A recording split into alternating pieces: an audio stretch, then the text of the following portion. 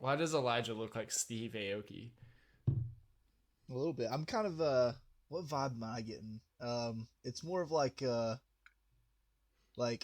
70s new age cult leader is kind of what I'm getting. I could see myself leading a cult. Yeah. But there'd be no dying and death. It'd just be like, I don't know, living on a commune, enjoying life. Yeah. Yeah, it'll just be trading stuff. You'd be like a peaceful cult. You'd be like one that the FBI is not even worried about. Yeah. Exactly. All wings report in. HouseDog, standing by. Mother Goose, standing by. Lock S foils in attack position. Animal Squadron ready for battle. Well, hello there, and welcome back to the Animal Squadron podcast, which is not a cult. This is your host, HouseDog, and with me, as always, my very good friend, Elijah. Hello.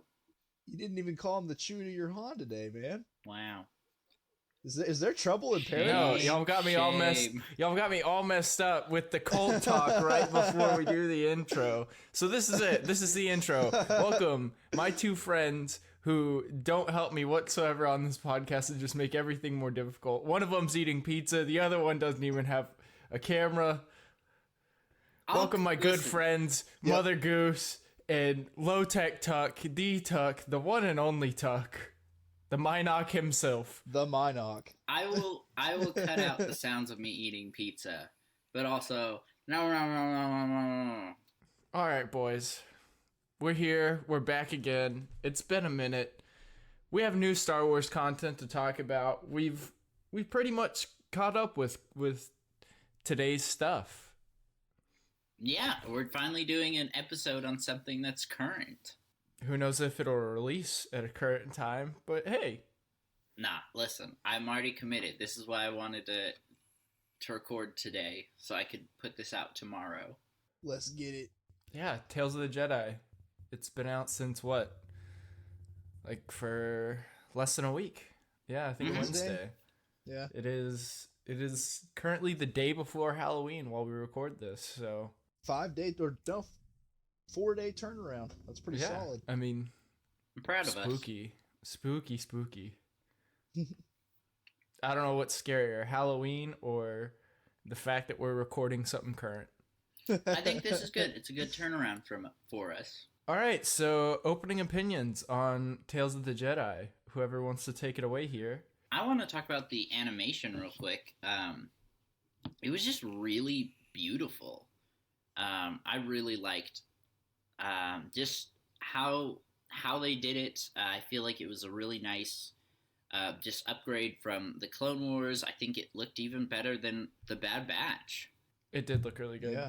Well, and what I kind of like too, though, is like even though like things have come pretty far since like Clone Wars came out, they've stayed faithful to like the original art style pretty much. So like it's like it just looks better, but it's like with the same sort of art style. Yeah, no, for sure. And I like that. And I'm hoping. I agree. I'm hoping moving forward, all Star Wars animated projects will, except for maybe Visions, all canon Star Wars projects will stick with this art style. Like I feel like it keeps it more unified. Yeah, and just comparing it to like another, like for instance, I think it looks a lot better than say like the Rebels art style. Which I understand, Rebels was made on Disney XD with a different budget. Right. But like I really like how it looks, for instance, like over that. Yeah. I think it looks way I think better. that's my number one complaint about Rebels. Like I love Rebels, and just like the Clone Wars, the animation really improves. Like there's a huge difference between season 4 and season 1.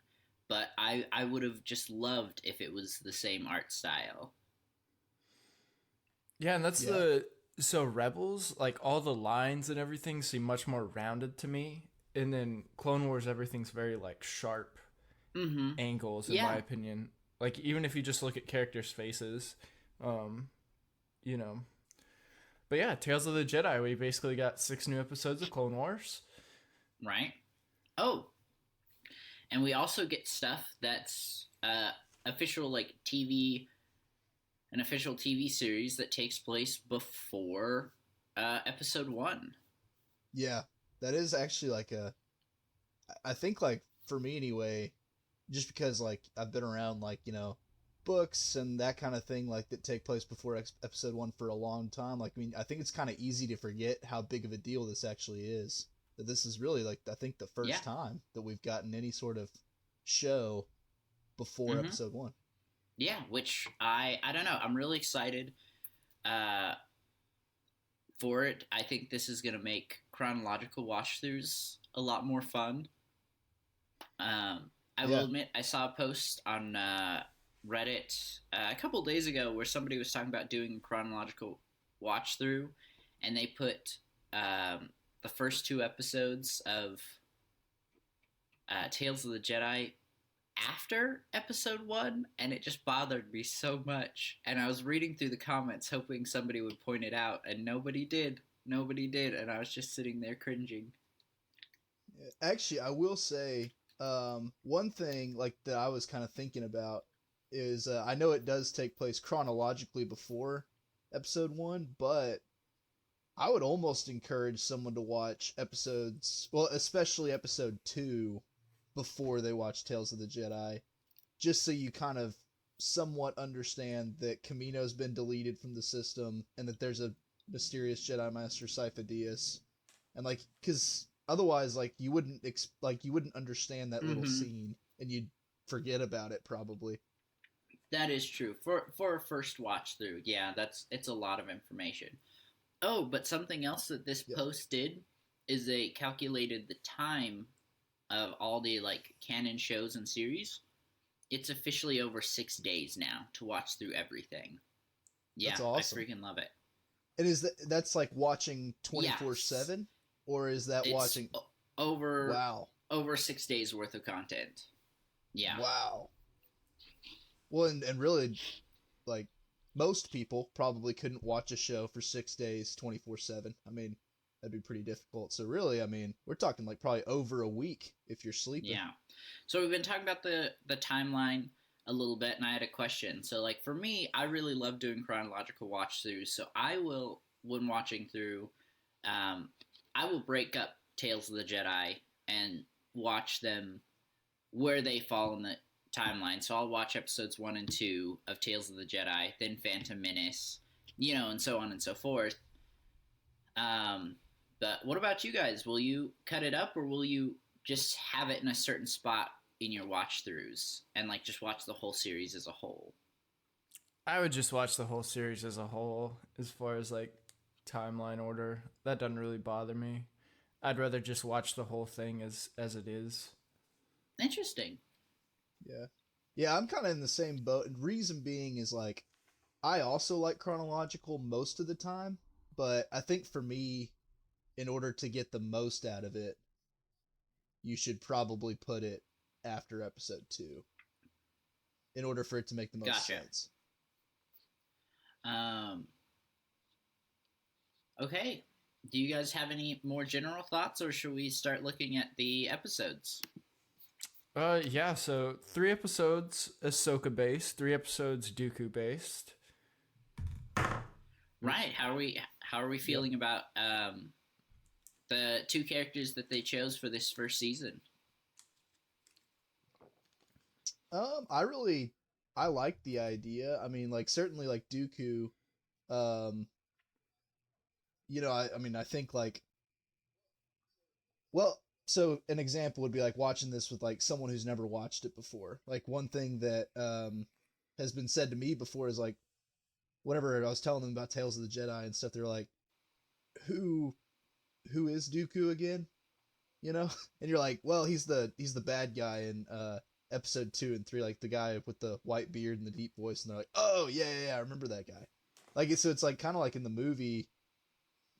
I mean, he's in there for, I don't know, 10-15 minutes total in the movies.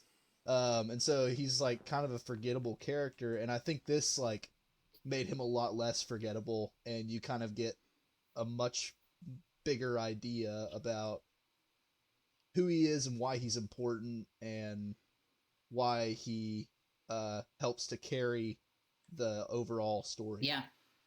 Yeah, no, for sure. I think that's one thing that not just this project, but all of the extended TV shows have really helped with was just adding depth to these characters that we only get to see for a few minutes in the official Skywalker Saga films. Yeah. Well, and even, and I know, like, Mac has brought this one up a couple times, but, like, even, like, what I like is, like, how they're even doing it with, like, the Halloween special, for instance, and they bring in, what's his name? The Vader Castle keeper guy. What is his name? I'll the look it little up when you creepy guys talk guy. about it. But anyway, like, yeah, but that's someone who, like, literally has, like, not even 30 seconds of screen time. And you get, like, a whole depth to him just by watching a silly Lego special. Yeah, because he's there at the Like, at the I castle. really like what they're doing. Rogue One. It's Vinny? Is it Vinny? No, it's something more like exotic sounding. than Yeah. that. It But it's something like that. it's Vanee. Yeah, it's Vinay. Oh, Vinay. Vinay. Gotcha. Yeah. That sounds better. Yeah, Vinay. I was like, wait a second. I was like, It's not who's Vinny? He's not an Italian from Just New York. imagine some guy, watching over Vader's castle, and it's Vinny from New York. Hey, Vader! And his brother, Vader, why we got Giuseppe. all this lava running around the castle, huh? Hey, don't you see I'm walking here? I'm walking Hey, here. I'm trying to sweep up the carpet, and you're dragging in all this ash, eh?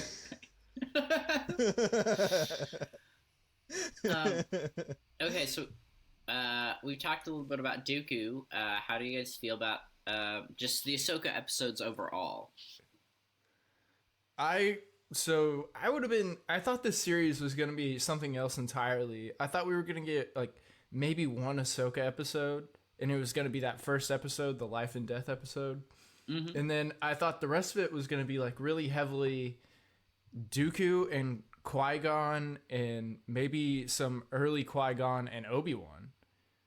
And that is not what we got. And I'm not upset with what we got. It was still really good episodes of Star Wars, and it was still new Star Wars, so I'm not upset about it. I just thought we were going to get way more Dooku and more Qui-Gon and Obi-Wan, which is always what I want. Because I haven't read all of it, but I've read some of it. The book Master and Apprentice about Qui-Gon and Obi-Wan's like really early years. And it's really focused on whether or not Obi-Wan's going to stay with Qui-Gon as his master. And a lot of it has flashbacks to Qui-Gon whenever he was Dooku's apprentice and how their relationship kind of started off rocky too, and he wasn't sure if he was going to make it as Dooku's apprentice. Yeah. Well, and correct me if I'm wrong, but didn't Qui-Gon, like, he didn't really want an apprentice, right? Because didn't he have one that died real tragically or something, and he didn't want another one? And Obi-Wan got kind of like assigned to him, and it starts off kind of rough. I mean, isn't that kind of how that goes? I don't know. Yeah, I can't remember for sure. I haven't really looked much into Qui-Gon's past.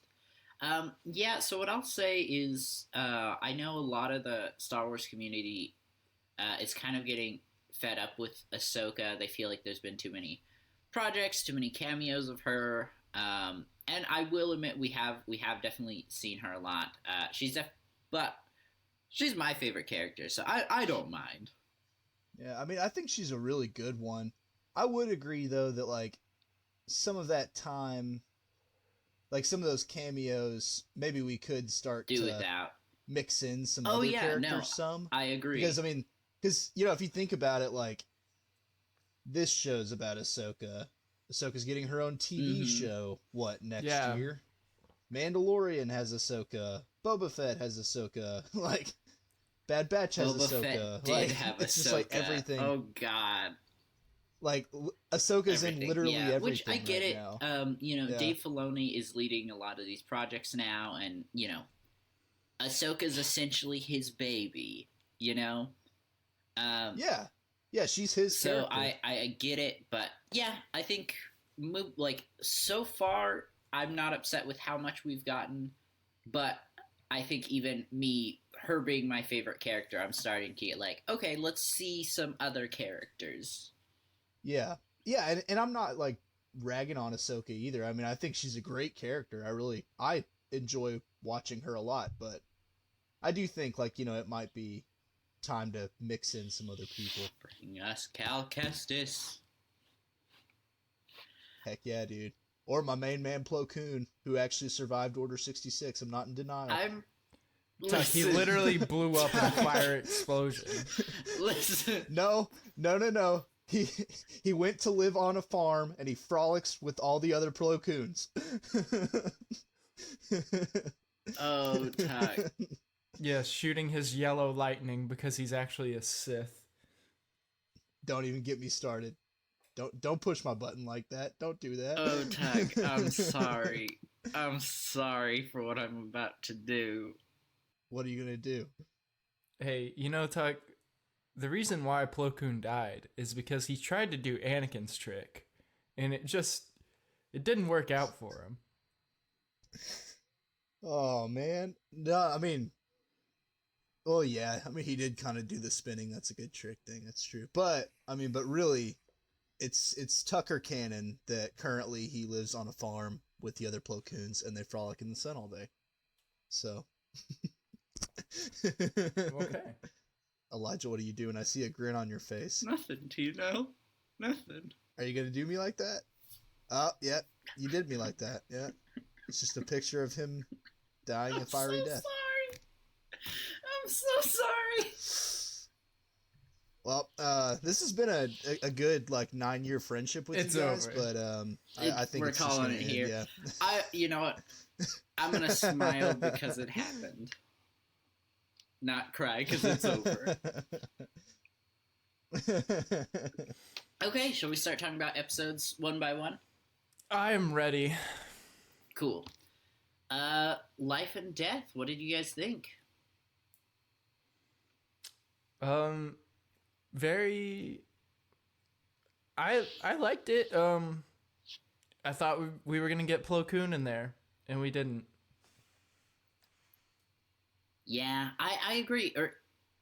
Really, not just Plo Koon, but any semblance of how the Jedi found their Force-sensitive babies. I know we know some of this information, but it would have been really nice to actually see this happen within this episode. I mean, there are some flashbacks in Clone Yeah. Wars to where we see the beginning of Ahsoka's story and everything. And, they have that older woman in the village that's the village elder or whatever, and she's like, your daughter's Force sensitive. Jedi. Ahsoka is Jedi. So maybe the village elder contacted the Republic and was like, we have a Force sensitive child. Right. Come get her. Yeah, 3 probably. shekels. I did write in my notes, imagine finding, specifically for that line, Jedi, Ahsoka is Jedi, which, minor note, I really hate that line, but I wrote, imagine finding out you'll never see your baby again. Just at what? She was 1 years old? Yeah, but also too that, as far as how Jedi go to the temple, I mean that's the normal thing. But was it the right thing? Was it the right thing? I mean, if you're talking about a order that teaches not having attachment and stuff, yeah, you probably should take them as a baby so that they don't even remember their family. Exactly. Honestly. Isolation. It's not a manipulation technique at all. The Jedi aren't evil at all. So one of the things that got me was whenever the mother's taking Ahsoka on this hunt, the father tells the mom goodbye, and he's like, It's only been a year. How are you already getting back out there or whatever? And then he says goodbye to Ahsoka, but he calls her Little Soka, Mm-hmm. which is what Plo Koon always calls her in the series. And it was just like, Dave Filoni once again. It's like poetry, man. It rhymes. Well, and also, I was just gonna expand on that. Like, I was just saying, like, I think for me, one thing that I would have really liked to see is, like you guys said, like, Plo Koon actually, like, coming to get her. Which, I mean, I think, like, that would be a sensible theory as to who actually came and got her. Just because, like, Plo Koon sees himself so much as, like, a father figure to Ahsoka. And I actually, like, it's my current theory that the whole Little Soka thing probably does come from her dad. And that's almost like a thing that Plo Koon calls her, like a nickname kind of thing to,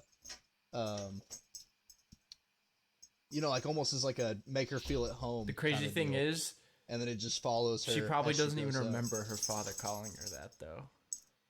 Probably not. Well, yeah, but Plo Koon's also, you know, very much into like treating every life form as a life form, you know, and I think that's just another way that he does that really well. I mean, even though she doesn't remember, I mean, it could still be a comforting thing for her. Yeah. To be called a nickname by someone that she respects and looks up to. For sure. I really liked the theme of life and death. I did have a I wrote down traumatize the baby. I'm pretty sure that's in reference to when the mother just stabbed that deer-like creature in the heart and made Ahsoka watch. Death is a natural part of life, Elijah. You should rejoice in those who join the Force. Exactly. And also, how else is she supposed to grow up strong like bull if she doesn't?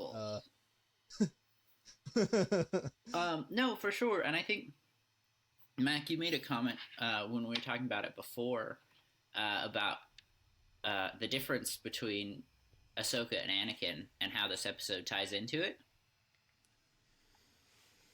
Yeah, just the fact that like Ahsoka's taught from an early age that, you know, death is that natural part of life and it is that next step. And the Jedi are right. You do have to let go of like things you fear to lose.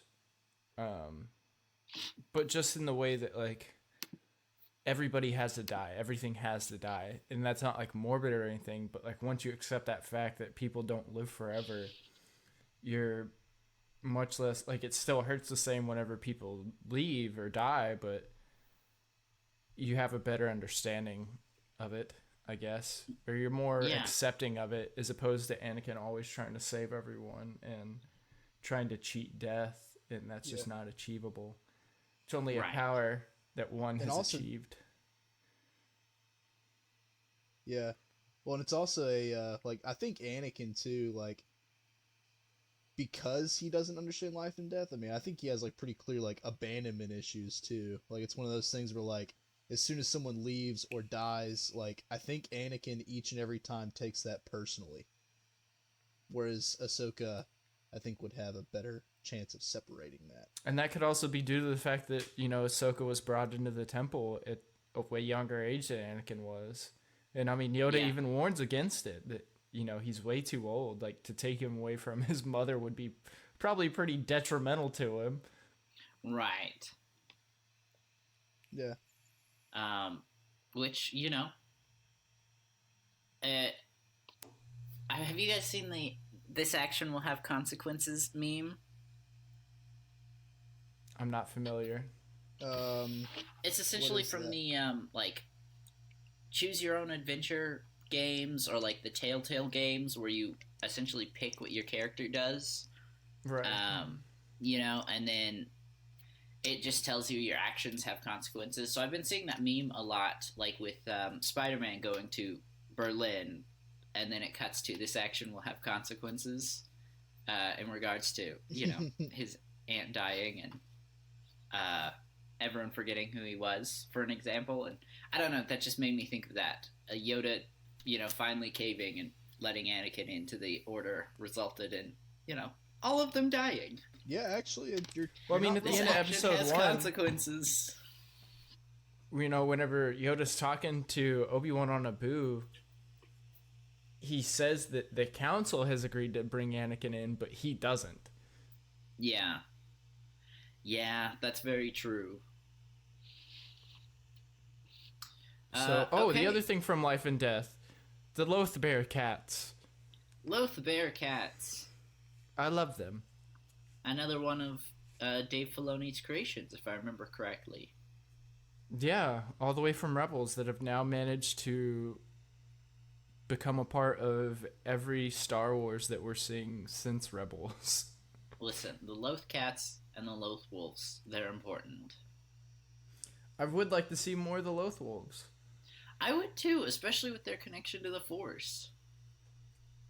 I think Yes. they're... narratively, I think there's more you could do with them than the Loth cats. The Loth cats are just kind of cute. Show me a killer Loth cat. They're already pretty vicious. That is true. They are vicious. Alright, anything else you guys want to talk about in Life and Death? Honestly, like this episode, as far as like my personal ranking of it, basically, like I would actually put it on the bottom. Like, not that it's not a good episode. I would rank it just because, like, I think it's one of those things where like it goes over that Ahsoka is Force sensitive and that she will become a Jedi, and I thought that was a little bit That redundant. is true. We do, in terms of that, it's information we already knew. Yeah, I thought it was a little bit like Captain Obvious kind of. Not Yeah, one of my but- top episodes either. Probably not Yeah. one of mine. I will admit, in terms of the whole theme of life and death, and like Mac talked about earlier, the what separates her from Anakin, I do feel like this episode was very important in terms of that. But we could have done without it, and we probably would have been okay. All right, Yeah. shall we move on to Justice, episode number 2? Episode 2, please. All right, I'm gonna start Let's do it. real hot. I'm gonna come in hot, and I say this as someone who looks like a dweeb. Young Qui-Gon looks like a dweeb. Young Qui-Gon looks like a young Luke. I hate how Qui-Gon looks in this one. Yeah, I mean, but I can see what Max said though, that he kind of does look like a young Luke, like the disheveled hair. Yeah, the hairstyle's and, the same. The robes are the same that we yeah. pretty much see Luke wearing in Yeah. episode 4. My only thing Yeah, is I think they went a little bit too hard with the 5 o'clock shadow. I think he looks way too much like he's like 30 when I don't think he was supposed to be that old in that episode. okay, yes, that is a good point. And I hadn't thought about the Anakin connection until you guys brought it up. I Yeah. wasn't going to say it. I was going to let him go. Oh. The Luke connection. Listen. I'm not trying to be nitpicky, but I was just trying to understand. No, what you for were sure. saying. It's better that we clarify these things. Yeah. I am maybe still waking up just a little bit. No, so a lot of It's the all thing, or one of the things that somebody had a problem with in this episode, they were like, Qui-Gon doesn't sound like Qui-Gon, and He's a I didn't. kid. I didn't realize this on my own. It was a post, obviously, but so it's actually in that episode that we see young Qui-Gon. It's Liam Neeson's son voicing him, and then of course in the later episodes that we see Qui-Gon in, it's Liam Neeson. Oh, that's really cool. That's really cool. Huh. Yeah, so I mean, I totally get why they did it that way. So, they chose his son because his son's obviously a little bit younger than him, but you still get that kind of same flair as Qui-Gon, because who else would know how better Liam Neeson speaks than the person Right. that lived with him his whole life? Yeah. So yeah. you still get that Liam Neeson flair, but it's not Liam Neeson trying to do, like a 20-something Qui-Gon.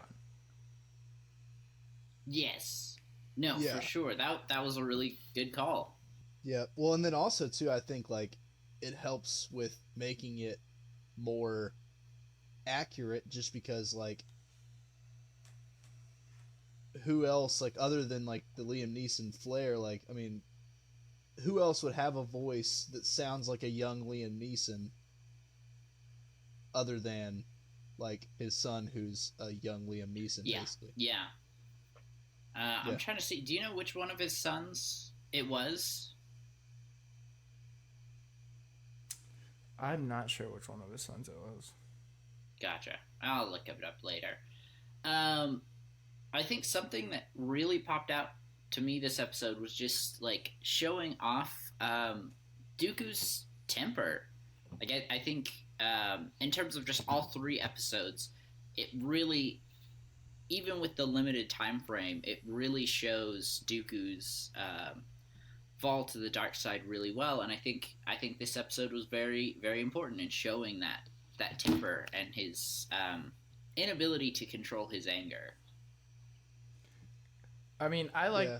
Go ahead, Tuck. Well, and also I was just saying also too. I think with that, like it also shows his he's like Dooku. I would describe Dooku's personality as like he's like a faulty righteous. Like basically everything he does is something that he believes is right, and if you mess with that, he gets really mad. And it's because I think more than anything, the main thing that takes him to the dark side is pride. Whereas like, you know, Anakin, for instance, would be like, you know, worry about like Padme dying and that kind of stuff. Like, Dooku would be more like, I'm doing this because the council's not going to do anything right, and so I have to do something in order to accomplish my vision for how the universe should be. Right. And I think it did a really good job of that. Like, because for instance, whenever he trades on that guy that like they go to save the son, you know, and then he starts choking him. And I think that just did a really good job of like, you know, I mean, that guy messed with Dooku's version of righteousness, and so he was about to have to pay the price. Exactly. Yeah. I think the thing that got me was like, I kind of just thought about this later was, you know, everybody's always so upset about Anakin's fall to the dark side and how like quick it happens. And quick. I mean, yeah, quotations, air quotes, But I'm like, you're able to buy Dooku's fall with just these extra 3 animated episodes that we got. Like, you can see his frustrations with the galaxy, and, you know, it starts with this episode where he's like, you know, I forget what he tells the guy whenever he's choking him, but he's basically like, you're what's wrong with the galaxy, and you need to be destroyed. And then, of course, whenever we get to the episode where it starts in the middle of episode 1 and then at the end of episode 1, it's just not hard to buy Dooku's fall here. And obviously Qui-Gon's death has a really big effect on that. But with this episode alone, like, you can see, all right, Dooku does have a point. There's a lot of wrong in the galaxy, and he just wants to correct it. Which also, it's, you know, Lucas said that each villain from the prequels is what Anakin will become, and they're all a shadow of his personality. Yeah. You know, it's that same idea that Anakin has in episode 2 whenever him and Padme are talking. And he's like, you know, people don't know what they want. They should be forced to know what they want. Yeah. And, you know, he's kind of selling a galaxy of dictatorship there. And it's the same thing that Dooku's doing here. One of his core beliefs is that there's a problem with the galaxy and it should be fixed. And if people don't fix it themselves, they'll be made to fix it.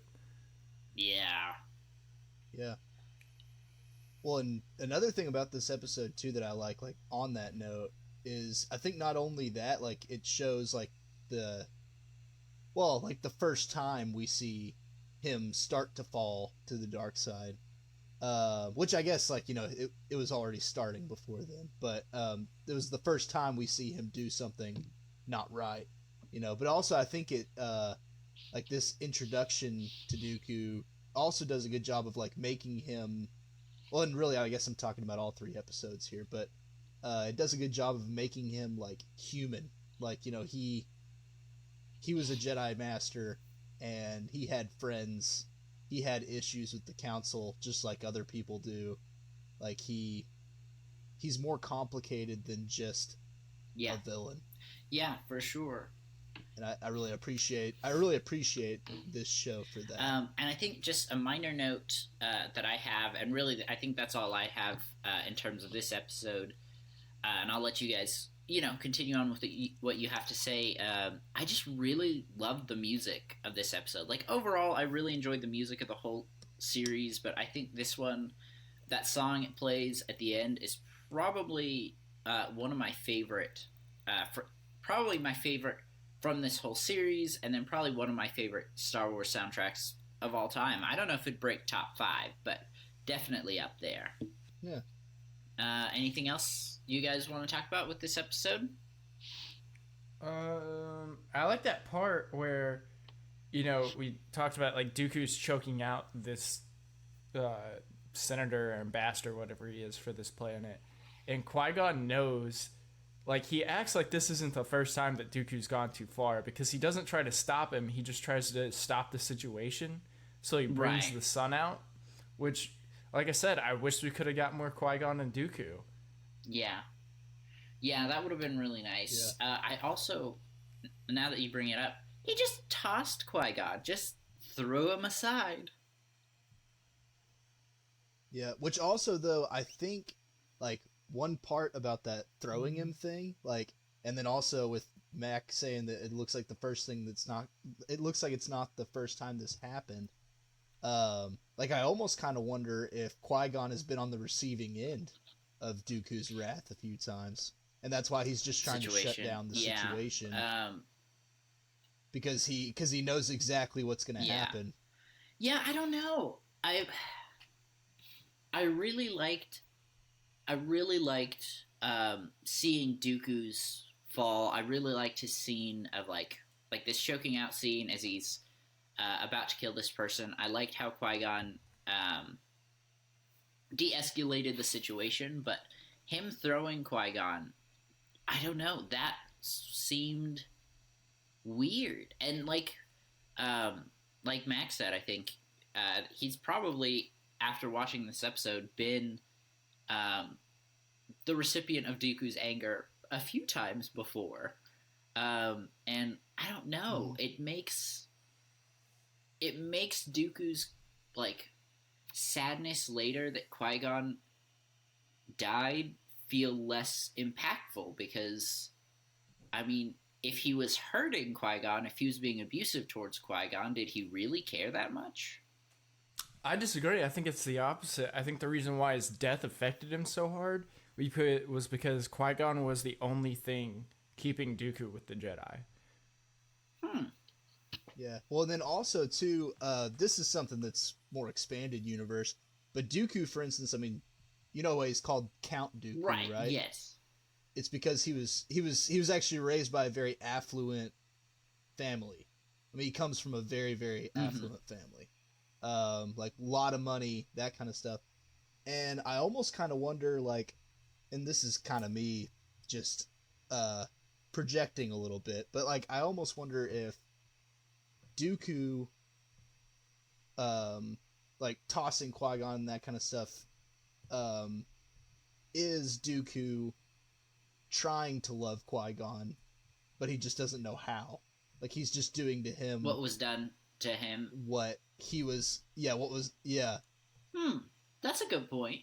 Like, I think he's trying to love Qui-Gon, and like, for instance, that's like he's tossing him. I think he's tossing him more as like, get away. I don't want you be a part of this. Be a part of this. Like, I don't want to hurt you too. Yeah. And that's why he tosses him, I think. All good It's points. just love through subtle abuse. Love through subtle abuse, of course. Yeah. But also, I think the cool thing, though, is, like, I mean, it just shows, like, again, like, Dooku's just a very complex individual, and I think, like, this kind of shows that, like, he, I mean, he's complex. I guess that's the only thing I can really say. No, for sure. Yeah. I liked the dog creature. It was cute. On a lighter note. Oh yeah, I was like, there was a dog in this, but yeah, there was a dog. And I initially wrote down, oh hey, is this our first time seeing like an actual dog in Star Wars? And then it had a almost like monkey-like tail, and I was like, okay, there it is, the Star Wars flair to it. Yeah, no, this episode was really interesting in the fact that, like, you know, at the beginning, like, my thoughts were, okay, we're gonna see Qui-Gon and Dooku come into this town full of like dirty pirates and stuff, and they're just gonna mow down some pirates, and we're gonna really get to see Dooku's swordsmanship and Qui-Gon's, and then, you know, you get that really good Star Wars flair, like Elijah said, and it's not what it seems. Like, these people are actually being oppressed and abused, and they're doing what they deem as right. I mean, kidnapping is never good, but they didn't hurt the guy. They didn't hurt the guy. That's very true. They gave him a huge droid to hang out with in a barn. Exactly. Yeah. Well, in Act... Oh, no. Go ahead. I was just agreeing with Mac. Oh. I was just saying, also, I think what's interesting as far as them being on a pirate planet, did you notice, or again, maybe I'm projecting a little bit, but whenever Dooku's walking around and he's asking people stuff, like, I mean, as far as where the kid is and stuff, like, did you get the impression that he views those people as lesser?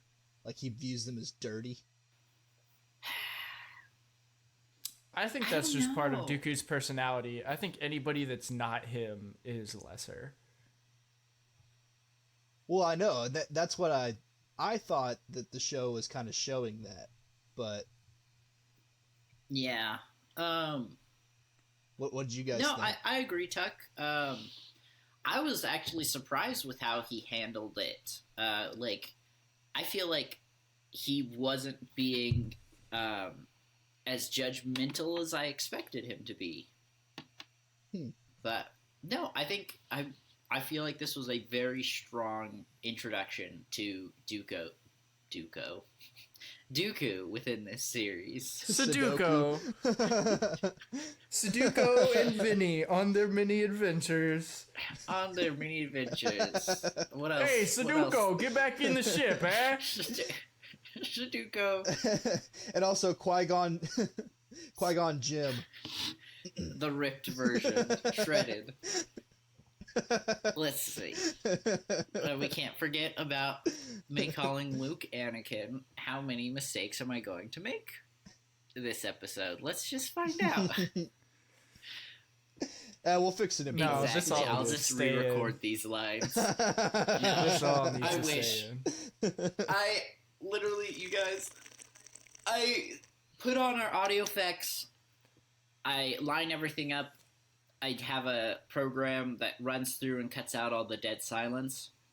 So I do that, and I start playing the episode. I turn on a video game and just listen to it while I play. And then, you know, if there are any major mistakes, I go in and cut it out. I am too lazy to go re-record lines. Are we ready for the next episode? Well, that was... Yeah, I'm down. Yeah, I think this one is choices. And I think this one, specifically in terms of Dooku, really explains his fall the best. This was such a good episode. I think Right? I think it might be my number one. Yeah, I think so. So, Elijah, if you want to give a brief overview of the episode so everybody Yeah. else isn't lost. Oh, no, I thought of a different episode. This is not my favorite episode. I'm thinking of the next one. Ooh. Yeah, I was gonna say, this is like my number 2, to be honest with you. Choices. You know what? is- The 2 or next 3 episode probably. is really good, and I love what happens in it, but I think I'm going to have to stick with choices being my favorite, specifically for a line I'll talk about here in a minute. But So in this episode, we get to see Dooku and Windu going to retrieve the body of a dead Jedi Master.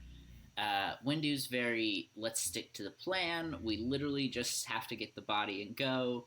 Dooku's very much of the mindset of, let's figure out what happened. A Jedi's dead, and that's wrong. And they go through this adventure. They find out that the people have essentially taken over the government. They killed the Jedi. They didn't kill the senator the Jedi was with because they wanted to use him as a lapdog. Mace and Dooku save the day. And we get this line when Dooku's, after they've beaten them, where one of the guards who's trying to overthrow the government says, Jedi are the lapdogs of the Senate. And I think in terms of Dooku's character arc, this is probably one of the most important lines. Yeah, this episode's really interesting because, like, I assume everybody watched these all in one go. Well, I know Tuck didn't, but Elijah, you watched them all in one go? Yeah, except for Resolve. I fell asleep halfway through it. Not that it was boring. It was just like 4 in the morning. Yeah. Well, Tuck, you watched 1 through 3 and then 3 through 6. So whenever you watch 2 and 3 back to back, I think, 2, you see Dooku's fall. And I think 3 explains why he's falling. Because, like you said, they go to investigate this Jedi murder. And Dooku's like, no, we need to really look into this. Like, one of our own is dead. And we shouldn't just be blindly following protocol. Like, we need to really dig deep into this. Things aren't as cut and dry as they seem. Mm-hmm. And you can really see his, not really obsession, but just his thought process of how, okay, the Jedi have definitely lost their way and they don't know what they're doing anymore. Right. Well, and one thing I think was interesting, I'm pretty sure it's in this episode, is whenever Dooku finds out that Mace Windu is going to get the open seat. I completely forgot about that part of this story. Yes. Yeah, and he gets he's angry. And I think a lot of that is like just in how they were talking to each other, like with how just kind of short Mace Windu is with Dooku. Like, you can tell they don't like each other. Yeah. Right? And I think, like, part of that is, I think, like, just going off what y'all are saying, I think in Dooku's mind, Mace Windu is part of everything that's wrong with what the Jedi are doing. Because he's so, like, he'll just follow orders. He's just here to grab the body and go. Whereas Dooku is not for that at all. In terms of, like, their mentality, complete opposites. And I think Mace was the perfect Jedi to pair with Dooku in this episode. Yeah, well, I mean, when you think of Qui-Gon, you think about episode 1, 2, where Obi-Wan tells Qui-Gon, he's like, if you would just toe the line more, you would be on the Council, Master. And 100%, like, Qui-Gon would have been on the Council, but he was, a hippie and an outcast in most of the Jedi's eyes. And who did he learn all that from? Dooku, of course, because Dooku taught him that, challenging mentality and that everything's not all black and white. And they, most of Qui-Gon's training was heavily focused on prophecies because that's what Dooku was obsessed with. And so that's what Qui-Gon made Obi-Wan focus on too during his early training, was the prophecies in the Jedi archives. Yeah. And well, and actually go ahead. No, go ahead. If you have an idea, go for it. Okay. I was just saying also, like, just to enhance the prophecy thing, I'm also pretty sure that's how Dooku originally begins messing with the Sith arts. I think I remember that being part of something I read at one point. Like, basically, like, even as like a pretty young Jedi, he started messing with that stuff and he got in trouble like several times. Yeah. I don't know. I just really appreciate what this series has done with Dooku and giving him more depth. Yeah, I completely forgot about that. Them talking about the seed on the council. Mm-hmm. Yeah, because I only watched this through one time. I haven't watched it again yet. Same. Yeah. But also, I kind of like that though that we all only watched it once. I think honestly, this conversation is a lot more organic because we've only watched it once. So I like been able to like really dissect it yet. Which, just being honest, I'm probably after we stop recording gonna go watch this again. Yeah, I really liked seeing the funeral within the Jedi Temple. Yeah, we have seen that before in Clone Wars, and it was cool to see it again. It's definitely interesting that they brought that back too. Yeah, for sure. And which actually, let me ask a question here. Like, why didn't they do that with Qui-Gon in the movie? Because they burned him on Naboo. Like, why? They did burn him on Naboo. Yeah, but I wonder why. Yeah, because so you could argue, he died on Naboo, so they had the funeral on Naboo. But this Jedi Master, whose name I can't remember, she died on this planet, and they sent people to go get her and bring her home. Maybe. I don't know why they burned Qui-Gon there on Naboo. Yeah. I mean, I like. Probably what it is they just didn't have the idea for Jedi Temple funerals yet when that movie was made. But I'm just, I wonder if there's some sort of canonical... I did just find this out. Go ahead. What I'm going to choose to believe is that the people of Naboo also wanted to honor Qui-Gon, saying he, one, helped liberate their planet, but two, fought the first Sith Lord seen in 1,000 years on their planet, Yeah, well, that's good that you went first, Elijah, because actually I found out recently that there is a shrine to to Qui-Gon on Naboo that Anakin visits later. Wow. That's really cool. Before he marries Padme, he goes to this shrine of Qui-Gon to try to get clarity on what he had done on Tatooine, slaughtering all the Tuskens. And he went to that shrine to seek guidance from Qui-Gon, to reach out through the Force and try to see if he could get any guidance. Oh, wow. Yeah. I didn't know that. That's very interesting. So that's still where they're at the funeral scene. There's like a bunch of Jedi in there, and I hope someone will take the stills from that and like say who all is there. Yeah, because I think there's some Jedi we haven't seen before. I hope Yariel Poof is there. I don't know who that is. He is the Jedi Master on the Council with this really... He kind of looks like a Kaminoan. Oh, yeah. Yeah, I think I know who you're talking about. Is he that one that, Robot Chicken does a skit about? And they always, make him, order the pizza and stuff, and they never, let him make any decisions. Yeah, they'll, send him out. They'll send him out to go order pizza, and then he comes back during Order 66. And he winds up, working on the Death Star as a cook. Yeah, I do remember that. Wow, I always thought he was... Oh, that's funny. From Camino. I never really... Sorry, I'm looking at pictures of him right now. Really looking at him, he definitely looks different and is a distinct... Oh, God, I just saw the Lego version. Sorry. Okay.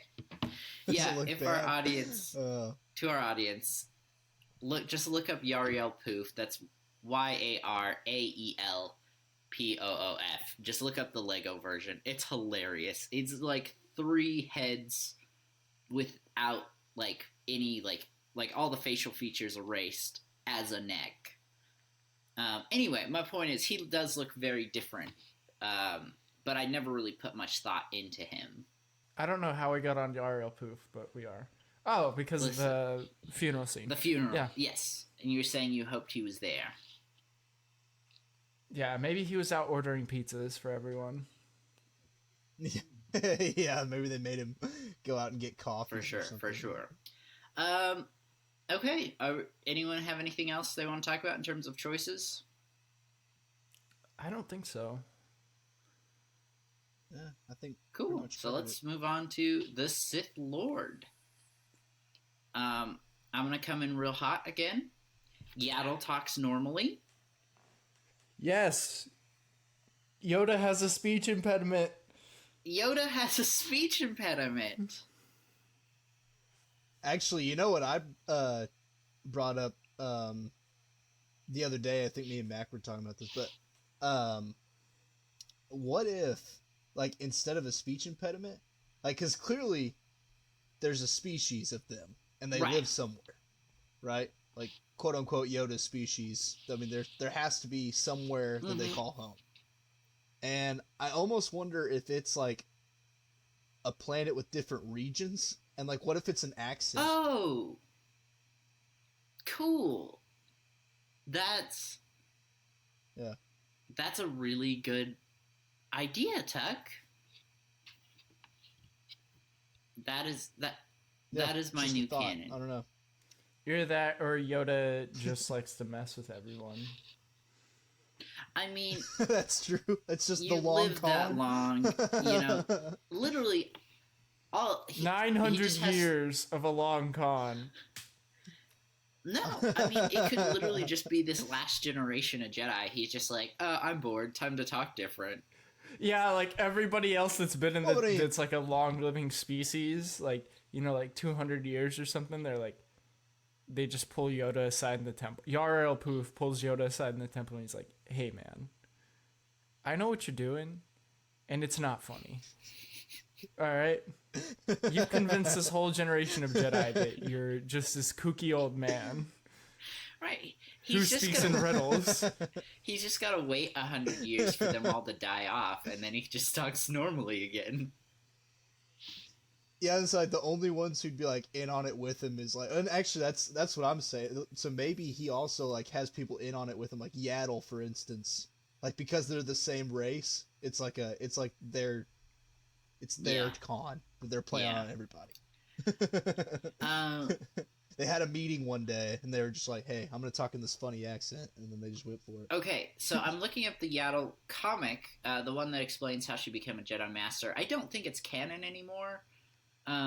But I found this image, and this had to have come out before episode 2, because Yoda has a yellow lightsaber, Mace Windu has a blue lightsaber, there's some random Jedi with a red lightsaber, but then the reason I'm bringing it up, we've been talking about Yariel Poof, he also has a yellow lightsaber, just when I was looking up Yariel Poof earlier, it was all just a bunch of like photoshopped images of him holding lightsabers.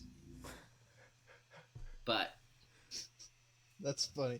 Well, and actually, I was gonna say it's like that Yaddle comic. Actually, I know that's not canon anymore because it shows how she originally dies. Right, yes, in that comic. And it's not the same way that she dies in the series. Which, you know, enough about Yariel. Let's get back to what you're talking about, Tuck. Today's episode.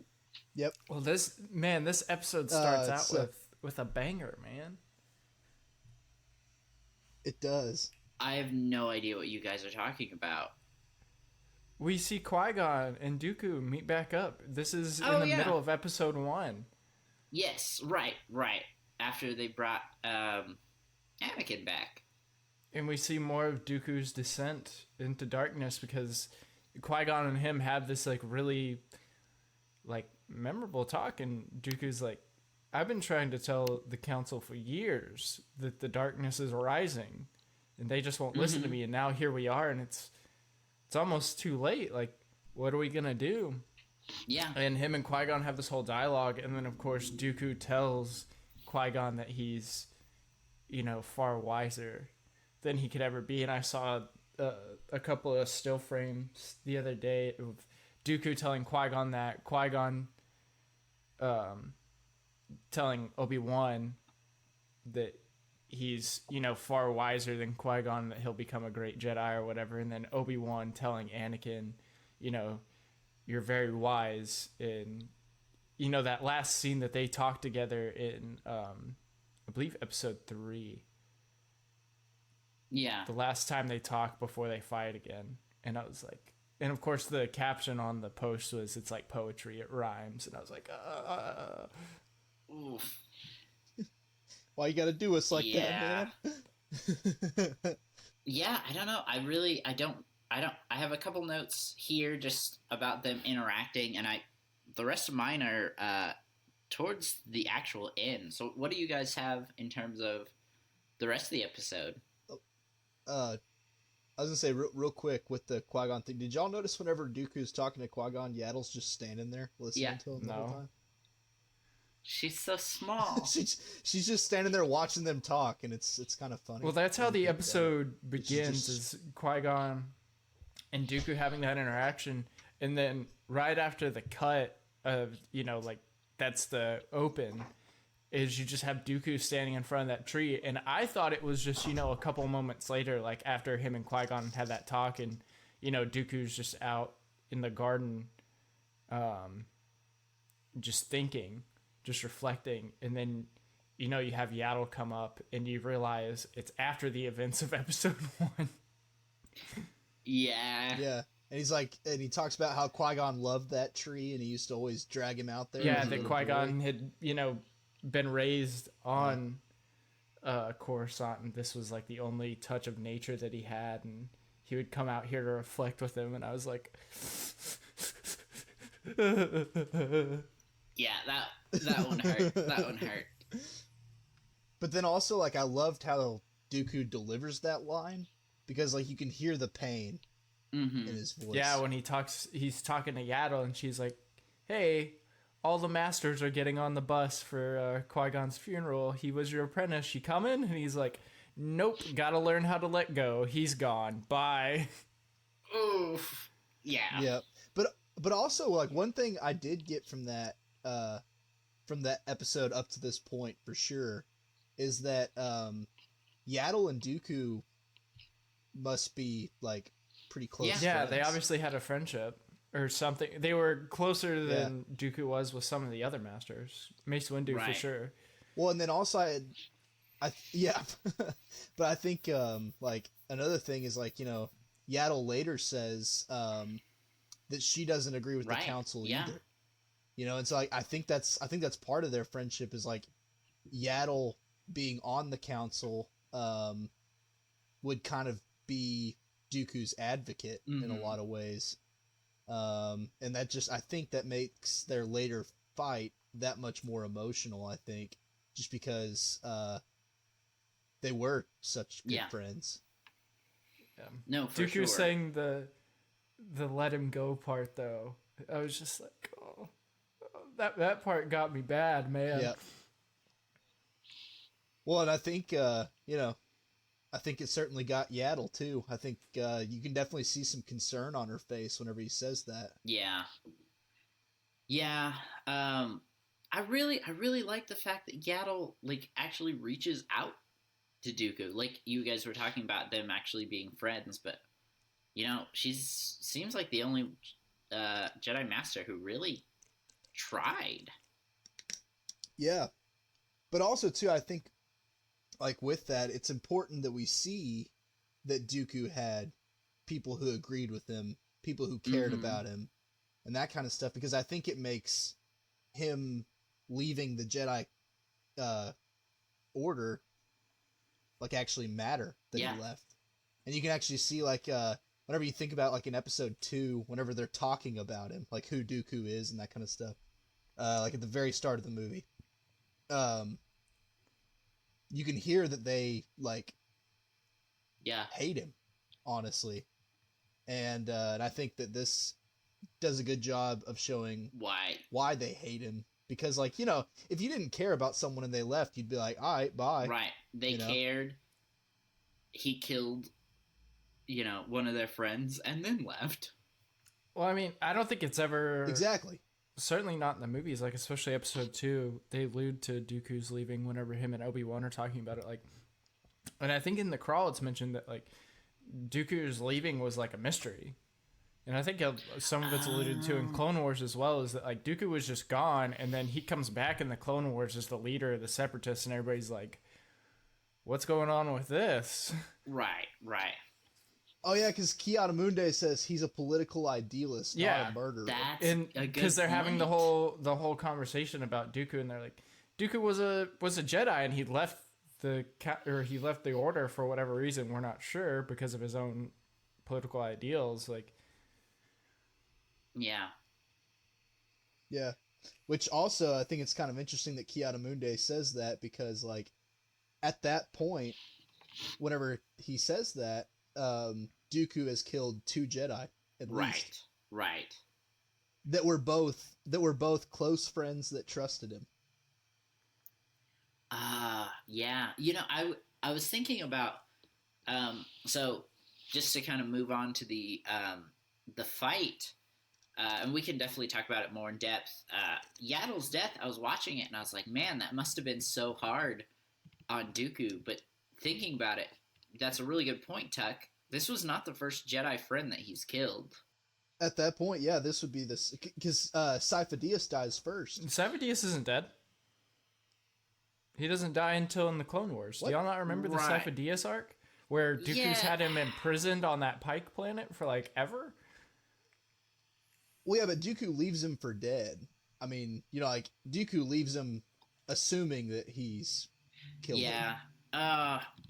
Both really good points. I had forgotten that, though. Because, I mean, he crashes his plane and, like, makes it look like he's dead. dead. Then he captures him or something because he has dealings with the Pikes. And that's when Anakin and Obi-Wan find out that Sifo-Dyas is there, and they're like, but you was supposed to have died over 15 years ago or whatever.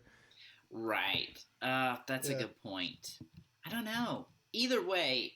But also, I mean, like, he emotionally killed him. Yeah. Either way. I mean, he emotionally murdered his friend, whether he actually did either or way, not, this is not the first Jedi he's betrayed, might be the better way to phrase it. I want to point out how Yaddle, whenever she's tracking Dooku out of the temple, she flies a, like, flying dumpster. Yeah, it wasn't the coolest ship. That's all I could think about during that scene, and then seeing her ship land, I was like, that's just a dumpster. Yaddle literally just flies a dumpster. Yeah. Yeah. Well, and also, one thing I kind of think is interesting about that is... the dumpster? Like, them having their own ships, I think that creates, like, 2 possibilities to me. Like, either the Jedi didn't have Jedi cruisers before that, like before the Clone Wars, or a lot of Jedi would have personal ships along with their issued cruiser. I think her and Yarael Poof share the dumpster. Nah. that's the grocery getter. Okay, wait. No, I was gonna say he'd have to, fold up like 4 or 5 times to fit in there, but I fully am just expecting him sitting in it. Like, an adult sitting in those toy cars that kids drive. Yeah, he just has the he has the top open. Well, they bully him into taking it too. Like, they make him do it. They're like Mace Windu turns to somebody's like, "Hey, check out what I'm gonna make Poof do today." He's like, "Hey, Poof, take this one." And Poof's like, "No, guys, that's not. I can't even fit in the dumpster. Like, come on, man." he's like, take the dumpster ship. He gets like, Yarael's been dead for years. It's your ship. She left it to you. Oh yeah, they like create like some like fake like party thing where like it's like, dude, Yaddle left you a really cool ship. Like, it's really cool. And he's like, really? They're like, yeah, like, dude, come check this out. Like, this is And they walk him out there, and he just sees the dumpster. Yeah. Okay. Dooku's talk we with get- Sidious? Yeah, that's actually what I was gonna lead to. What did you guys think? Dude, the line that Sidious tells Dooku, because Dooku is like really upset about everything. Obviously, he just lost Qui-Gon, and Yeah. Sidious just tells him, "You lost an apprentice. I lost an apprentice. That's how this works." Right. And I was one like- stung. I was like, "Dang, this dude is just ruthless." Mm-hmm. Yeah. But also, too, I mean, as far as talking about people's backgrounds, I mean, that is kind of also how Sidious was raised. I mean, being, like, raised in the Sith Yeah. Order for pretty much all his life. I mean, for him, the goal is for one of you Yeah. to die and get more powerful. Like, Yeah, I mean, of course, Sidious, like, that's how he operates. But I mean, Dooku still hasn't fully turned yet, and you can like see the hurt in his face that like Mm-hmm. this guy really just said that, like he does not care. Yeah. Yeah. Which is, it really makes his fall so impactful because we clearly get to see him, he's not sure. He's still debating. He's not fallen completely, and then we get Yaddle, and she comes and she's telling him, like, I'm your friend. I will help you. It's not too late. You can come back. Yeah. And he still falls, and I really think that shows his resolve. He fully believes that this is what's right for the galaxy, even if he hates it. Yeah. Well, and also that's kind of what I was talking about earlier as far as Dooku's main reason for falling is pride. And like kind of like a false righteousness, kind of like, I think, like, one thing Max said earlier is Dooku never thinks he's wrong. And I think that's true. Like, I think that's like, in his mind, he is doing the right thing. Like, and Yaddle is at that point, like, he feels betrayed by her Yeah. because she is making herself his opponent because he fails to see that he's wrong. That's a really good point. Yeah, and I don't think Dooku completely, like, after he, like, shuts the gate on her, I think the moment that, like, Dooku completely turns is whenever, like, he lands the final blow and chops her head off, which is very poetic as well because he gets his head chopped off. Right. But, like, you see, after he delivers that final blow, like, you actually, like, see Dooku's face change into, like, the default face that we see him have in the animated Clone Wars. And, like, that's the Dooku we're used to seeing. And he hasn't really made that change, like, that physical change until that final blow, which I thought was really cool. Right. And we... Yeah. Well, and on top of that... Oh, no. Go ahead, Tech.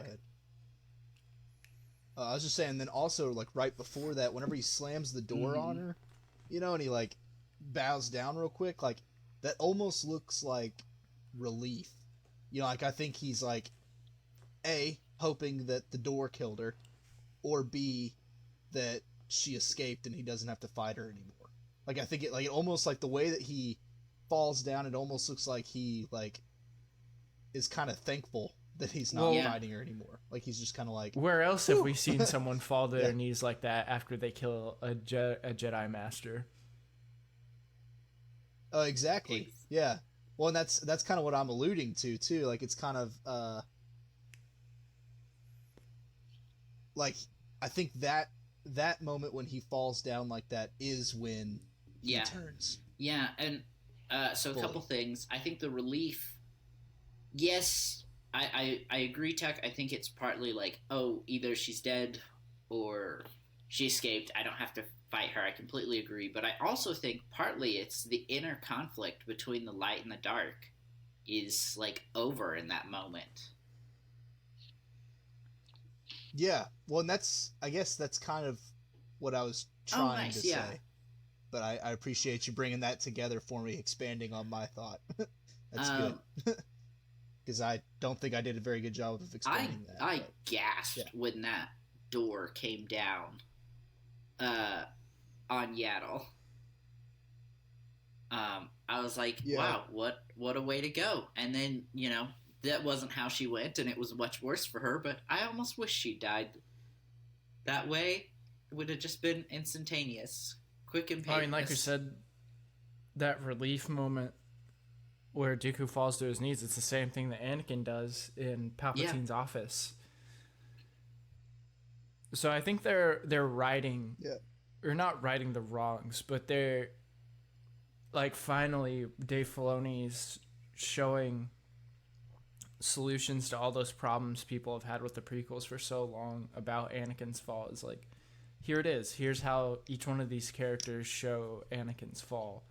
I mean, we've gotten so much with Maul, and now, just talk about Maul for a second. If you think about Maul's beginning and then Maul's end in Rebels, where you see him die in the arms of Obi-Wan, and he's finally at peace. It's the ending of Luke holding Vader. Yeah. As the Death Star explodes, and he finally finds peace. I mean, it's the same scene. I think the last line I really want to point out, and I think this goes into what you're saying, Mac, is I can't remember if it's after the door falls on Yaddle or after Dooku cuts her head off, but we get a line from Sidious saying something, I think, like, good job, my apprentice, and there's a little smirk on his face. Yeah. That realization that, like, he has won. His plan, like, the just joy that little smirk shows off, that he knows his plan to conquer the galaxy is going exactly like it's supposed to. I mean, just like whenever he convinces Anakin to kill Dooku. Yeah. Man, Star Wars is so good. Star Wars, it's so good. Do you guys have anything else before we move on to the next episode? Just real quick note on Yaddle. Like, one thing I really liked is, like, they just showed her, like, fighting almost exactly like Yoda. Like, Form 2, short blade. It was just dope. Like, I don't know. I just really, I liked that. Yeah. I mean, it is one of those things, like, how else is she going to fight? She's, like, 4 feet tall, but, it was just kind of cool. For sure. Okay. Practice makes perfect, and I'm pretty sure we're all, we're all in agreement. This is probably the worst episode out of all of them. Actually, I disagree. Really? I don't know if it's the worst. It's definitely not one of my favorites. It's definitely one of the bottom episodes for me. Wow. I gotta be honest, it is one of my favorites. Wow. Well, then let's hear from Tuck. Yeah. So, the reason it's one of my favorites is I think it does a really good job of showing Anakin as a master, like his plan for her, and also why she's such a good Jedi, and why, honestly, he was a really good master, is, like, whenever they're putting her through the, I think we were talking about this the other day, like, it's almost kind of like the Night Trials light, it's like, because the war's going on, so they have to train quickly, like, it's not necessarily, like, as, like, because normally Jedi Night Trials, and correct me if I'm wrong, take a long time, and they're very personal to the individual. Yeah. Right? And this was more like quick factory kind of setting, like this is just like, this is how we train commanders, and this is it. Like it was just kind of like, and for Ahsoka, honestly, it's too easy. Right. Because she's better than that. And Anakin knows that. And one thing that I think really meshes that all together is it just shows like how hard Anakin will push her, and that directly comes from how hard Anakin was pushed, because he, especially like, and this comes from I think maybe the novelization of Episode 3, I think,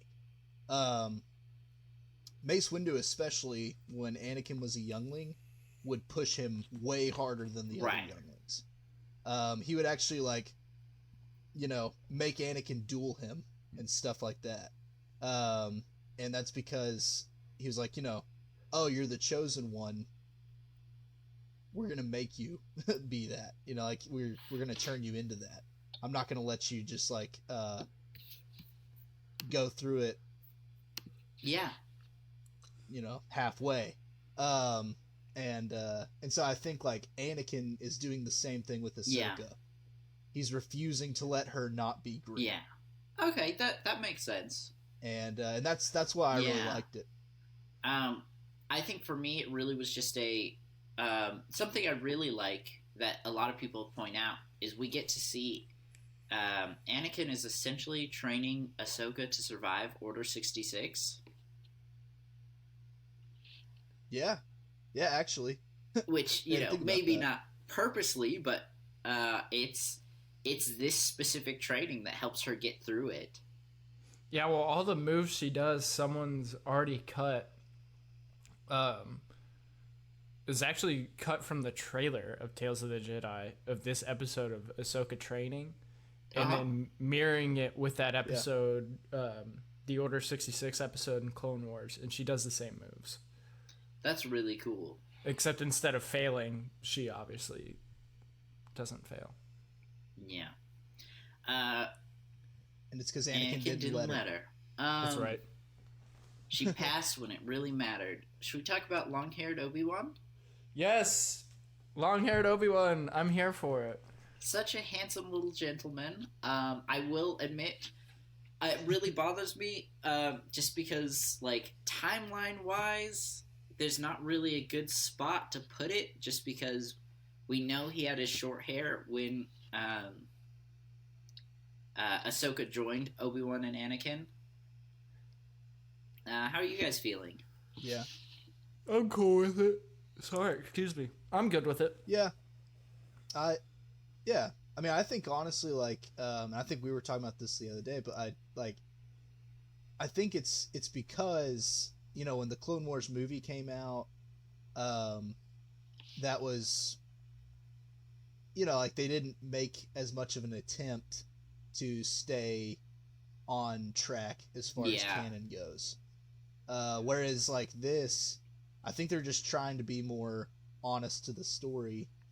And so that's why, like, yes, it is a little bit of an inconsistency, but I mean, I think it was just a faithful attempt on Dave Filoni's part to stay canonical. So I've been thinking about it while we've been talking, and what I've decided is in my chronological watch through, I think I would put this episode as a flashback, probably set somewhere during the end of the Clone Wars, like literally Ahsoka's last episode. And you know what? I was just saying, you could watch it right before the episode 66 episode. Yeah. So I'm choosing to believe that Ahsoka was just remembering wrong. This is all her just thinking back to her being trained. We get a young Kanan too. Yeah. Well, and then also too. Oh yeah. Love true. seeing young Kanan. I really hope we get to see more of him as this goes. Young Kanan. Master Sanubi was also there, leading the training. Love that guy. We know he meets a fateful end. I refuse to believe it. That's not him. It's someone else. I think it's him, man. This is my Plo Koon. This is my Plo Koon. Why is Master Sanubi I will die your on Plo this hill. Koon? He's still alive in there. We can clone him. He's a nice guy, okay? Yeah, but he's no Plo Koon. Really, that's all I have to say about that episode. You guys got anything else? What did you guys not like about it? I guess like I just want to know like why is it? It just felt like a filler episode to me in an already very short series. Yeah, it feels it's like it's a training arc essentially, which same thing with the first Ahsoka episode. I don't know if we really needed it. Like, the Dooku episodes really expand Dooku's character and, like, really show off his fall to the dark side very well. The Ahsoka episodes so far just haven't really shown us much to add to her character. I think it just adds to moments, but not necessarily her character. Overall, yes. Like, this episode for sure just adds to that moment at the end of Clone Wars. Because, I mean, it leads directly into them walking into the hangar bay. Mm-hmm. Maybe if you did, like, an Ahsoka episode, like, supercut, you know, and played this right before that Order 66 episode, it would work a lot better, and I wouldn't be...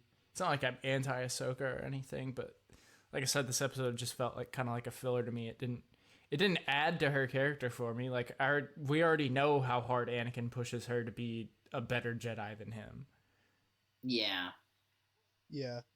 Well, and I think it's kind of the same thing as, like, a lot of this conversation is kind of echoing what we were talking about with the first episode, where, like, I think we can all agree that the Ahsoka episodes feel a little bit like, rather than enhancing her character, they're almost more like trivia, kind of. Like, they're just little tidbits to kind of add to, like, did you know that Ahsoka comes from this planet? You know, it was just kind of like, rather than actually deep, it was just kind of trivia. And I think, like, the first episode, while we probably could have done without it, I do think it adds more to her story than practice makes perfect. Like, it is cool getting to see her parents and the, like Mac talked about, which again I think is super profound, seeing that difference between Anakin and Ahsoka and his inability to accept death. So I do think those things are important, but again, we probably could have done without it. It's still information we know, but this practice makes perfect. I just didn't feel like really had anything like that. Besides, of course, like I talked about, the fact that Anakin trained Ahsoka to survive Order 66. Resolve. Last one. How you guys feeling? Another Ahsoka episode, which it's very Japanese-esque. Yeah. Like, you get the fallen samurai who is now, or the samurai who has turned their back on that lifestyle and resorted to a normal life, but no matter what, keeps getting pulled into misadventure and having to save people. I mean, it's the Obi-Wan series in one episode. I literally was about to point that out. It reminded me a lot of the Kenobi series. Yeah. Well, and also, like, along with that, the Inquisitor. That's a new Inquisitor. We finally get one of the Inquisitors, because we've been missing two this whole time. Yes. And I guess we don't know which one he is. I guess. Right. Yeah, we didn't get a name, I don't think. There's a lot of debate within the Star Wars community right now, because this is heavily inspired by the Ahsoka novel, but also heavily retcons that novel. And so people are saying, okay, this is a retcon of that novel. Other people are saying, no, we never get to hear, because in the novel she fights the sixth brother. And so people are saying, no, we never hear which Inquisitor this is. So technically, this could be a different story, and the novel is still canon. So we're just not really sure right now, but I personally believe it's just a retcon of what happened in that novel. It's Dave Filoni. He does this all the time. Well, that novel's pretty new. Is it? Yeah, it came out like a couple years ago. Okay, so yeah, I would just say that it's probably the sixth brother. Yeah. So I know a lot of people really love that novel and are very upset with the retcons, but I don't think any of us have read it, have we? I have not read it. No. Gotcha. But quick novel note. If you guys enjoy Sam Witwer, he recently did the audiobook for I believe it's Shadowhunter. Okay, cool.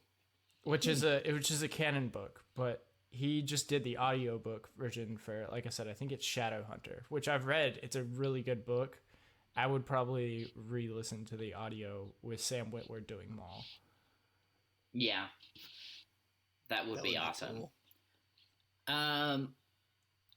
So let's start really from the beginning, though. We get to see another perspective of Padme's funeral. Yeah, why? Why do I have to have Padme's funeral again? They specifically, they specifically made it to hurt you, Mac. I think they did. Yeah, it was really cool getting to see the fact that Ahsoka was there. Yeah, she was. Yeah, I think so. And it kind of, I mean, we all know that they were friends, but it kind of illuminates that a little bit more. That, I mean, literally, she risks just being death there, right? By going to and Padme's funeral. At this point, I don't think she has her lightsabers.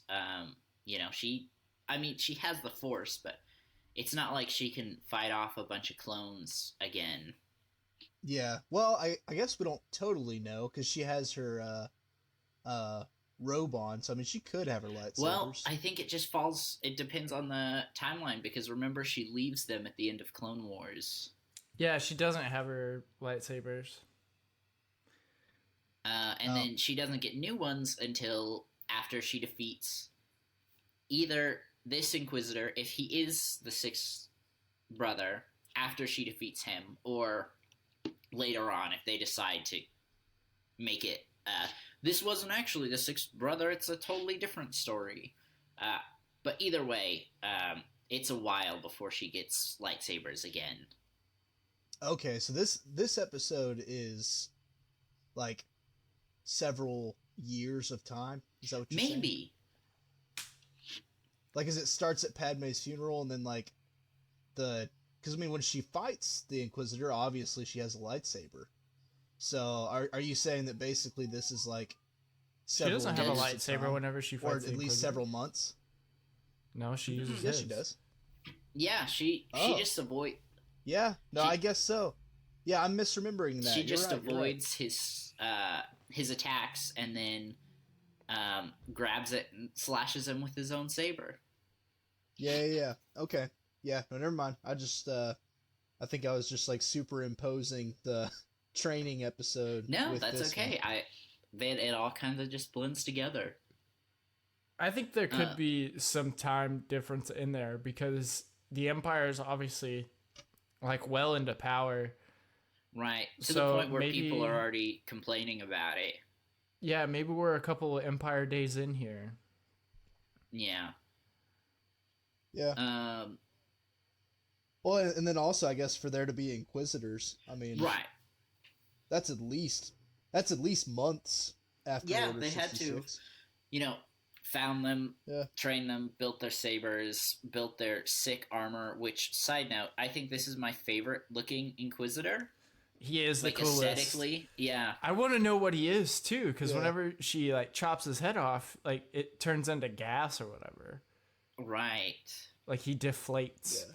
Well, I do kind of like the kind of plague mask thing he has on cool too. I think that's pretty sick. It's very intimidating. I like it. Okay, how did you guys feel about the connection between her and Bale? It was, I thought it was kind of cool because really, if you think about it, like Bale was someone she would have known, right? Obviously, but I think like probably for Ahsoka, he was just kind of a friend of a friend. Like I don't really think they really had a close relationship before this. So it was nice seeing him, reach out and offer help. I am a little surprised he didn't bring up Obi-Wan. I mean, I guess I could be too, or at least that there are others that are alive. Like maybe he didn't necessarily want to bring up Obi-Wan exactly, that is true. But at least mention like there are others. Yeah, that is kind of weird. I mean, it does seem like they didn't really have that much time either. I mean, the clones were kind of on their tail. That is true. Rounding the corner, so maybe he just didn't have time to mention. Well, I mean, then at the end of the episode, you can tell it's the beginnings of the.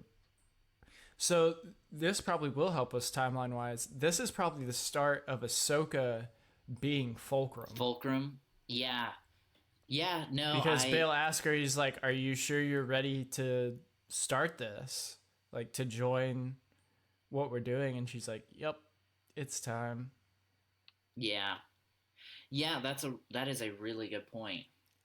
So it's probably right before, a little while before we get her in Rebels, Mm-hmm.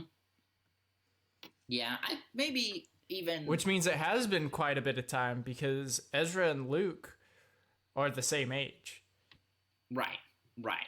And I think whenever we Yeah, meet so that'd be- Ezra, he's that'd be like years. 14. Yeah, That makes sense. yes. Rebels takes place over a few years. Yeah, so I want to say like he's 14 or so because him and Luke are the same age, and Luke is like 18 or 19. Yeah. Yes, he is 14 when Rebels starts, and then it ends right before episode 4 starts. Yeah, so I mean, we're roughly. looking at Padme's funeral to 14 years later. Yeah, which I mean, I don't necessarily think it'd be like right next to the start of Rebels, but maybe a year or two beforehand. Because she's already like So really, at the she's least already 10 established years. as Fulcrum in Rebels, and this is like her starting as Fulcrum. Yeah, so we're looking at maybe a decade here in between the open and the episode. Yeah. Yeah. A decade and like 10 minutes. A decade and 10 minutes. Okay, I think that's all I really want to talk about this episode. I've got some final thoughts on it, but I like the series overall, but do you guys have anything else in terms of this episode? I don't think so. Tino? Cool. No, I'm good. So I think good. the biggest thing I'm disappointed about, which, comes down to just my own expectations and expectation management, is I really thought with this being a series about Dooku and Ahsoka that we would get to see the lightsaber crystal bleeding and lightsaber crystal purification. Like, I was really hoping we'd get to see Dooku bleed his crystal, and I was really hoping we'd get to see Ahsoka, after she beat the Inquisitor, purify it and turn them white. Yeah. It's Yeah, it would have been we know kinda how cool. it works. We know it happens. It's not like we need it. It's just something visually that I was hoping to see. And again, that's my own expectations. I didn't Yeah. even think of that, so Yeah. Me neither. But that would have been really cool, actually. Because that would have been, like, the first time we get Right. to see that, so. And I remember, like, like, it was pretty special. For instance, in Clone Wars, you got to actually watch people build Yeah. lightsabers for the first Mhm. time. And I think it'd kind of feel like Right. that in a way. Like, even though you know how it works, basically, it'd be cool to actually Yeah, see for it. sure. But, we got plenty of Star Wars coming, plenty more opportunities to see it. indeed. So Mhm. I wanted to ask you guys, what other Jedi would you like to see this series cover in future seasons? Qui-Gon. Yeah. Qui-Gon and early Obi-Wan for sure. Yariel Poof I was gonna bring up Yariel Poof. Yeah. at this point for sure. The Pizza Um, Man. Yep. Who else? I'm trying to... Quinlan Voss. It'd be cool to get some more Quinlan Voss. Mm-hmm. Yeah, that's true. Well, and especially just like him being like kind of a rogue, just him just doing crazy stuff. I think Yeah. it'd be Yeah, awesome. because he was... I forget what... I mean, he was... There's like, different types of Jedi, and I forget which one he was. Like the nomadic type, where like basically they cut ties to the Order, but they're still in the Order. Right. They kind of just journey around and Yeah. do their own thing. Yeah, I forget what kind that is, but he would definitely be an interesting one to see. I'd really like to see young Kanan, like after Order 66. I'd really like to see how him and Hera met. Yeah. Yeah, that'd be cool. I'm just gonna say it, but like, Plo Koon and Kit Fisto, I think would be awesome. Yeah. I wouldn't mind a little Kit Fisto. But like, yeah, like that'd be pretty sick. And then also like, I know he's not a Jedi, but I think just like in light of like characters that don't get that much screen time, but kind of need Yarael some Poof. expansion, is I was gonna say Grievous. I think it'd be really cool to have a Grievous origin for story sure. And like, I show. think the way they could fit it, like this series is stories about the Jedi, but the way they could fit it in would be like, he could still be the villain of like some other Jedi, you know, and we could still get like we could see non-cyborg Grievous maybe fighting a Jedi, winning, or his up and coming training with Dooku. We could have a Tales of the Sith. We could have a Tales of the Sith. That would be awesome. Well, and then also it'd be like cool to do like even go back pretty far and do like Darth Bane, Nihilus, like all those people. I mean, that'd be sick. Trying to think who else, like what other Jedi I think just would just Yarael be awesome. Yarael Poof. Absolutely.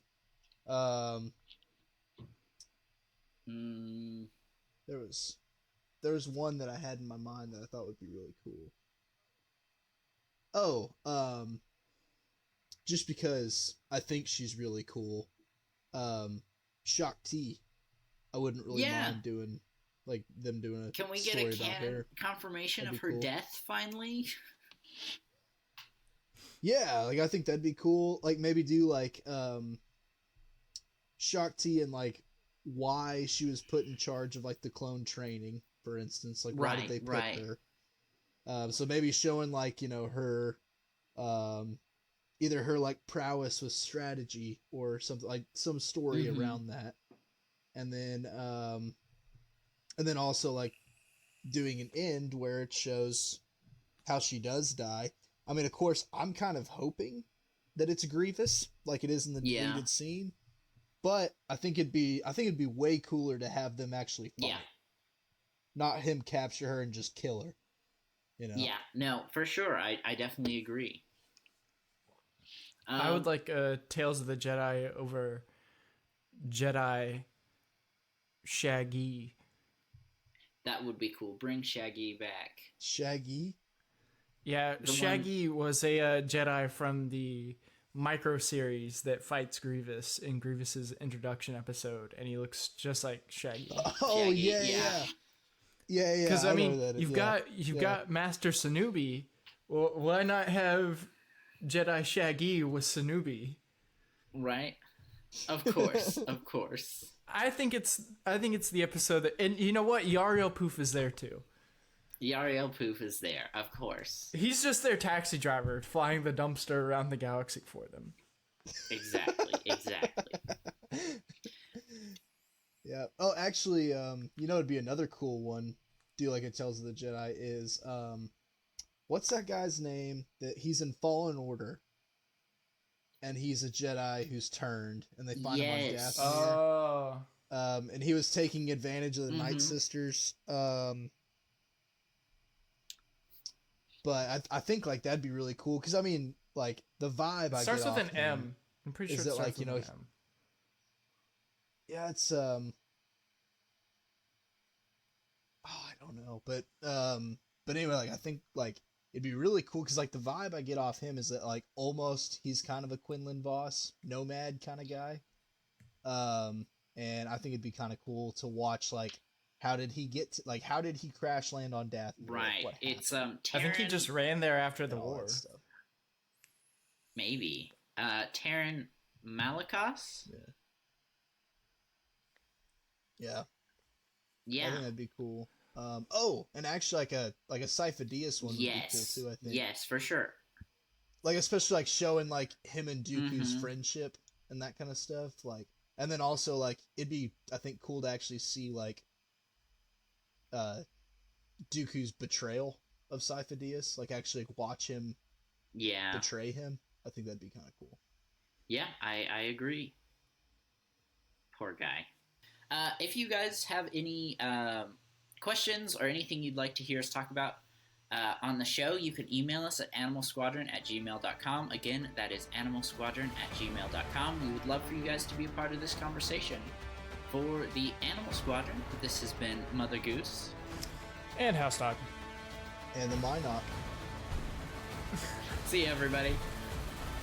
Goodbye.